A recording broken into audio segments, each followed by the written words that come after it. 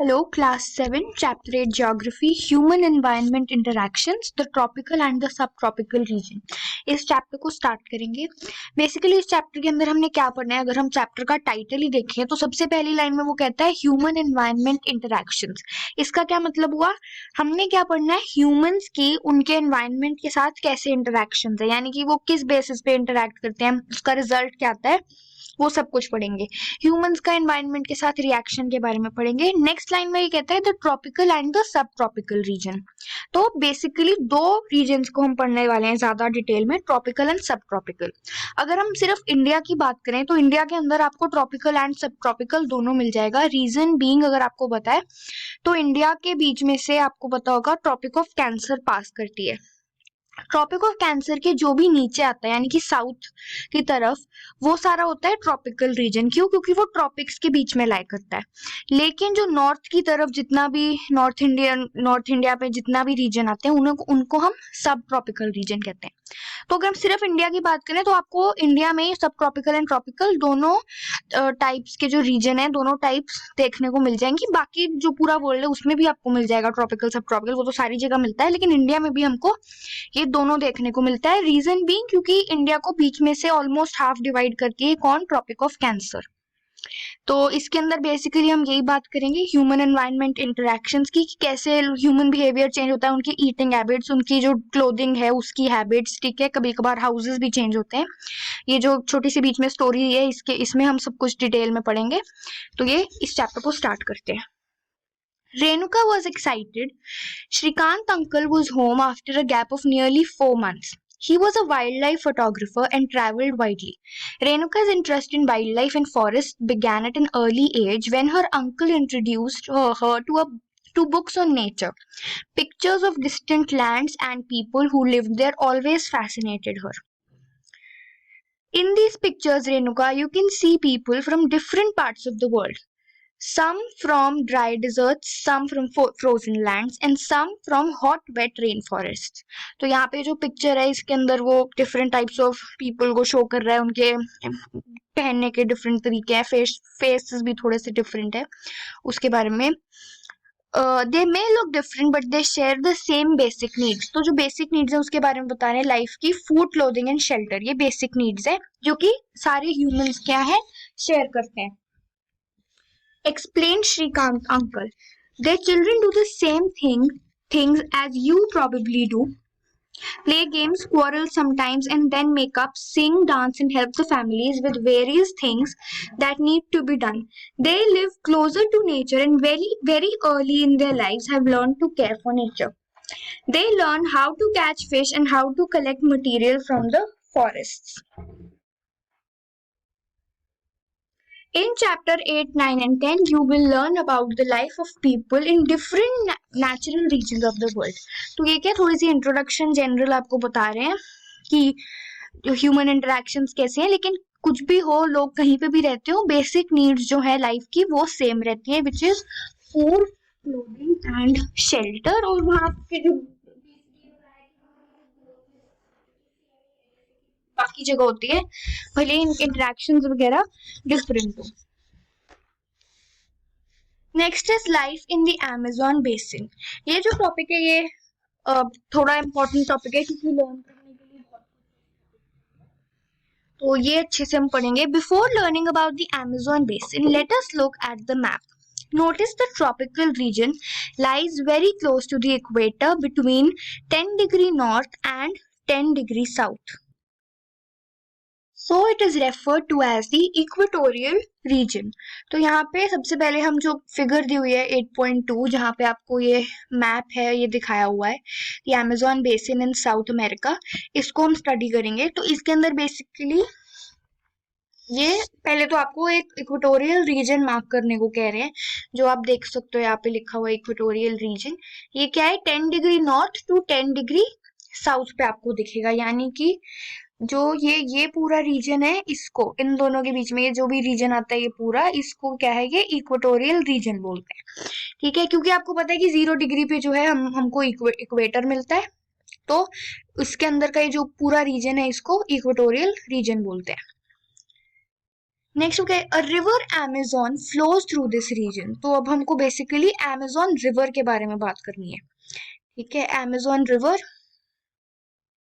notice how it flows from the mountains to the west and reaches the Atlantic Ocean to the east। तो Atlantic ocean ये रहा आपको, यहाँ से river शुरू होती है और कैसे यहाँ पे जो है ये अटलांटिक ओशन में मीट करती है, इसको देखेंगे। The place where the river meets into another body of water is called the river's mouth. Numerous tributaries join the Amazon River to form the Amazon Basin। अब क्या है, यहाँ पे बेसिकली दो तीन आपको वर्ड्स हैं जिसके बारे में हमने समझना है। सबसे पहले तो वो ट्रिब्यूटरीज की बात कर रहा है, फिर वो बात करता है अमेजोन बेसिन की। इन सबको हम अभी पढ़ेंगे।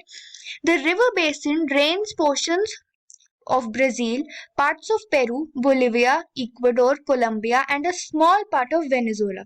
ये सारे जो भी नाम है ये आपको याद करने जो है जरूरी है कि जो रिवर बेसिन है अमेजोन बेसिन, ये कहाँ कहाँ पे कौन सी जगहों पे आप मिलेगा, कहाँ पे ड्रेन करेगा, ये सब कुछ जो है पढ़ना जरूरी है। Name the countries of the basin through which equator passes. ये छोटा एग्जांपल है। बेसिकली हम ट्रिब्यूटरीज, रिवर और जो रिवर बेसिन है इसके बारे में बात करेंगे। तो जैसे फॉर एग्जांपल हम एक चीज समझते हैं, अगर हमारे पास कहीं पे एक रिवर है, ठीक है, अगर हमारे पास सपोज ये एक रिवर है जो ऐसे बह रही है, ठीक है, यहाँ पे जो है ये रिवर सी में जाके ड्रेन हो जाती है। हमें पता है कि कोई भी रिवर जब कहीं से भी स्टार्ट हो, चाहे वो माउंटेन्स है चाहे कहीं से भी स्टार्ट होकर, वो सी में या कोई ओशन में जाकर ड्रेन हो जाएगी। तो फॉर एग्जांपल हमारे पास ये एक रिवर है, लेकिन ये रिवर को क्या होता है, छोटी छोटी स्मॉल और रिवर्स क्या है ऐसे आती हैं, यहाँ जुड़ती रहती हैं, ऐसे जुड़ती रहेंगी, यहाँ से आ गई, ऐसे आ गई, ऐसे छोटी छोटी ना। जैसे आप यहाँ पे देख सकते हो, ये जो पूरा ये बना हुआ है, कैसे छोटी जो मेन अमेजोन रिवर है उसमें छोटी छोटी रिवर्स आके ज्वाइन करनी है। ठीक है, कुछ बड़ी सी हो सकती है, कुछ यहाँ से ऐसे आके ज्वाइन कर ली, बीच में ऐसे ब्रांचिंग हो सकती है ऐसे। ये जो छोटी छोटी रिवर्स हैं इनको हम ट्रिब्यूटरीज बोलते हैं। ठीक है, इन सबको हम ट्रिब्यूटरीज बोलते हैं। नेक्स्ट क्या है, हम पढ़ रहे हैं बेसिन के बारे में कि जैसे यहाँ पे अमेजोन बेसिन है, रिवर बेसिन क्या होता है। रिवर बेसिन बेसिकली वो एरिया है जो कि इस रिवर के साथ साथ चलता है, उसको रिवर बेसिन बोला जाएगा।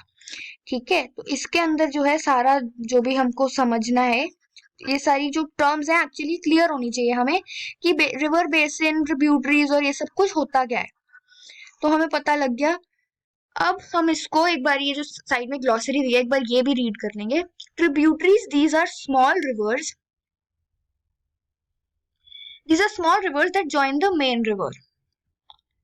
The main river along with all its tributaries drain an area, forms a river basin or the catchment area. The Amazon basin is the largest basin in the world। ये important है, largest river basin क्या है, Amazon basin, इसलिए इसको पढ़ना हमारे लिए क्या है जरूरी है, इस चैप्टर में हम पढ़ रहे हैं। तो हमको पता लग गया कि रिवर बेसिन क्या हुआ, ट्रिब्यूटरीज क्या हुई, रिवर क्या हुई, छोटी छोटी जो भी छोटी छोटी रिवर्स मेन रिवर में जाएगी उनको हम ट्रिब्यूटरी रिवर्स बोलते हैं, और पूरा एरिया जहाँ पे वो ड्रेन होती है उसको हम रिवर बेसिन बोलते हैं, यानी कि जो भी एरिया उसके आसपास चलेगा उसको हम रिवर बेसिन बोलेंगे।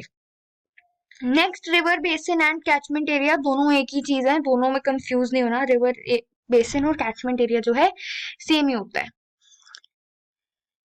तो जो भी लैंड में, बस एक बार एक रिवर बेसिन की दोबारा से डेफिनेशन, जो भी लैंड में जितनी जो भी लैंड सरफेस है जहाँ पे रिवर या उसकी ट्रिब्यूटरी, छोटी वाली रिवर जो उसमें ड्रेन कर रही है, रिवर या उसकी ट्रिब्यूटरी इकट्ठी होगी, उस एरिया को हम रिवर बेसिन बोलेंगे।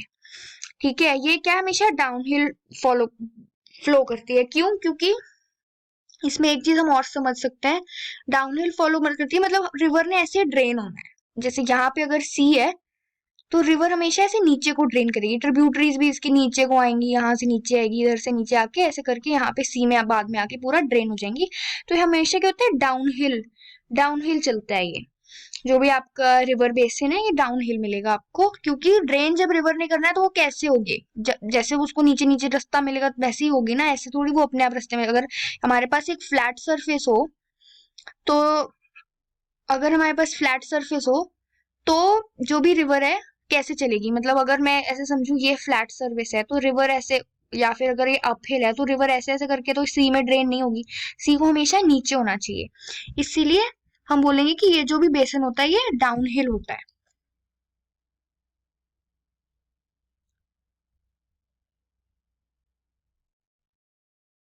Next is the climate. As you know, the Amazon basin stretches directly on the equator and is characterized by hot and wet climate. Very important, क्यों? क्योंकि इक्वेटर पे है। क्योंकि हमने ऊपर पढ़ा कि जो इक्वेटोरियल रीजन है 10 डिग्री नॉर्थ टू साउथ में, अमेजोन का जो रिवर है, अमेजोन रिवर उस रीजन में ही लाई करती है, इसलिए उसका क्लाइमेट क्या है, इक्वेटर की वजह से इफेक्ट है, और वो हॉट एंड वेट क्लाइमेट है, पूरे साल ये ऐसे ही रहता है। Both day and nights are almost equally hot and humid.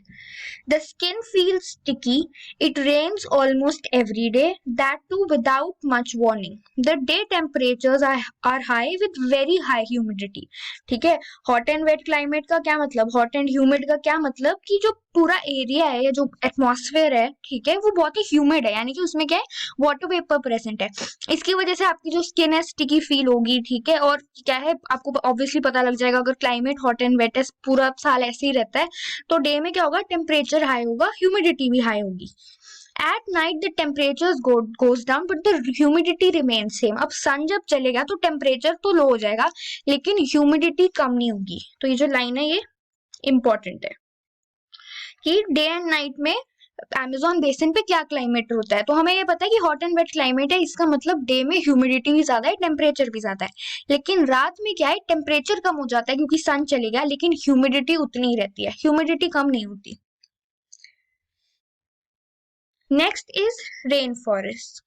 As it rains heavily in this region, thick rainforests grow. तो हमें ये पता है रेन फॉरेस्ट के नाम से, रेन फॉरेस्ट में रेन एंड फॉरेस्ट दो वर्ड आ रहे हैं, ठीक है। तो अगर हमने पढ़ा कि यहाँ पे ऑलमोस्ट एवरीडे रेन होती है, तो यहाँ का जो फॉरेस्ट है बहुत ही थिक है, और क्या है, रेन फॉरेस्ट।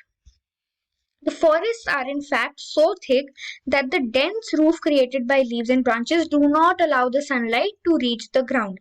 तो रूफ बेसिकली क्या बताना चाहते हैं ये, कि लीव्स जो है, जो पेड़ लगे हुए हैं उनके लीव्स आपस में इतना आपस में जुड़े हुए हैं कि ऐसा लगता है रूफ बनी हुई है, और वो जो रूफ है उससे कोई भी सनलाइट जो है नीचे ग्राउंड तक पहुंच ही नहीं पाती। Only shade tolerant vegetation may grow here. Orchids, bromeliads grow as plant parasite. तो अब क्या है, शेड टॉलरेंट का क्या मतलब हुआ, अगर कुछ ऐसे प्लांट्स होते हैं जिनको क्या चाहिए, सनलाइट चाहिए अपनी ग्रोथ के लिए, लेकिन कुछ ऐसे प्लांट्स होते हैं जिनको बहुत ज्यादा सनलाइट की जरूरत नहीं है, या फिर अगर उन्हें शेड में ही वो पड़े रहे तो वो ग्रो हो जाते हैं इजीली, उनको सनलाइट, इतनी हार्श सनलाइट या डायरेक्ट सनलाइट की जरूरत नहीं है, इनडायरेक्ट लाइट मिलेगी तो चलेगा, ठीक है। तो ऐसे प्लांट्स जो है वो इसके ग्राउंड पे, कोई भी रेन फॉरेस्ट अगर आपको मिलेगा तो ऐसे प्लांट्स क्या है, उसके जो ग्राउंड पे है, ग्राउंड पे ऐसी वेजिटेशन ग्रो करेगी, ऐसे प्लांट्स ग्रो करेंगे जो कि शेड टॉलरेंट हो। शेड टॉलरेंट यानी उनको कोई फर्क नहीं पड़ेगा अगर उनको डायरेक्ट सनलाइट नहीं मिल रही, अगर शेड में है वो या फिर इनडायरेक्ट थोड़ी सी सनलाइट मिल रही है तो वो ग्रो कर जाएंगे, उन्हें कोई प्रॉब्लम नहीं आएगी। ये पढ़ना बहुत जरूरी है। Orchids and bromeliads grow as plant parasites. तो ऑर्किड्स एंड ब्रोमेलियाड्स ये दो फ्लावर प्लांट्स हैं, फ्लावरिंग प्लांट्स हैं, ठीक है। ब्रोमेलियाड्स जो है इसके बारे में हम आगे भी पढ़ेंगे कि ये स्पेशल प्लांट है क्योंकि इसमें क्या है, पानी स्टोर हो जाता है पत्तों के अंदर, ठीक है। तो ये जो है प्लांट पैरासाइट के वे में ग्रो करते हैं। The rain forest is rich in fauna. Fauna क्या होता है, हमने पढ़ा फ्लोरा, फौना होता है एनिमल्स, ठीक है। फौना का मतलब एनिमल्स में birds such as toucans, hummingbirds, bird of paradise, with their brilliantly colored plumage, oversized bills for eating, make them different from birds we commonly see in India. क्योंकि rain forest है इसीलिए वहां पे brightly coloured आपको birds मिलेंगे, वो different है जो भी आपको इंडिया में दिखेंगे। These birds also make loud sounds in the forest. Animals like monkey, sloth, and ant-eating tapirs are found here. Various species of reptiles and snakes also thrive in these jungles. Crocodile, snake, pythons abound. Anaconda and boa constrictor are some of the species. Besides, the basin is home to thousands of species of insects. Several species of fishes, including the flesh-eating piranha fish, is also found in the river. This basin is thus extraordinarily rich in the variety of life found there. ठीक है, तो हमने ये पढ़ा कि rain forest में क्या है, फ्लोरा तो है ये, साथ में फोना भी बहुत अच्छा है। फ्लोरा फोना का क्या मतलब, फ्लोरा यानी कि प्लांट्स रिलेटेड, फोना मतलब एनिमल्स रिलेटेड। तो एनिमल्स में आपने पढ़ा कि बर्ड्स बहुत ही ब्राइट कलर्ड हैं, एनिमल्स आपको मंकी, स्लॉथ्स मिल जाएंगे, साथ में आपको बहुत सारे रेप्टाइल्स, जिसके अंदर क्रोकोडाइल एंड स्नेक्स आ जाएंगे, ये मिल जाएंगी, नई नई स्पीशीज मिल जाएंगी आपको, और क्या है, आपको बहुत सारी फिशेस भी मिल जाएंगी। तो ये क्या शो करता है कि यहाँ पे जो एनिमल्स की वैरायटी है बहुत ज्यादा है, बहुत ज्यादा एनिमल्स की वैरायटी, क्या मतलब फौना जो है इस रेन फॉरेस्ट का बहुत रिच है। Bromeliads are special plants that store water in their leaves. Animals like frogs use these pockets of water for laying their eggs. Important है ये। ब्रोमिलियाड्स में क्या है, फ्रॉग्स अपने एग्स ले कर देते हैं। ब्रोमिलियाड्स जो है बहुत ही सुंदर फ्लावरिंग प्लांट्स हैं, ऑर्किड्स भी फ्लावरिंग प्लांट्स हैं। People of the rain forest, इस टॉपिक को हम नेक्स्ट क्लास से स्टार्ट करेंगे।